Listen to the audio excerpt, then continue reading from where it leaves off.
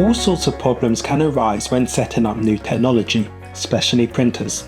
So here is a quick guide on how you can set up your printer with your new Copilot PC. Before you start, do not install any software that came with the printer. If you have already, uninstall or remove any previous versions that came with it. Now there are two ways you can set up your printer with your Copilot PC. The first is via USB using the USB-A to USB cable. The second is via Wi-Fi using Mopria, which eliminates the need to install any additional software. Using a USB cable is the quickest way if your printer has that option. Connect the USB-B to the printer and the USB-A into your device. Then go to Settings, Bluetooth and Devices, click onto Printer and Scanners, and you should see your printer and drivers have been automatically installed. You will now be able to print. If you don't have that option, you can connect your printer using Wi-Fi. First, ensure your Copilot PC and printer are connected to the same Wi-Fi.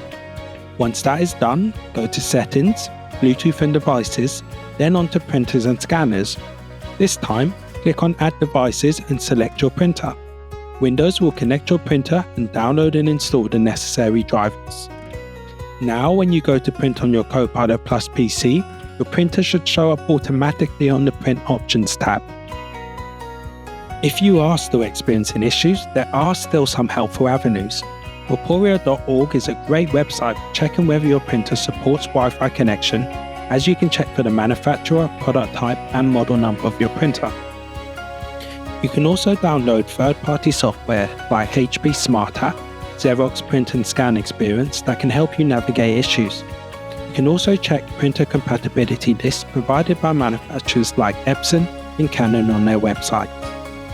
Finally, there's an informative guide on Microsoft.com called Install a Printer in Windows that can provide additional help.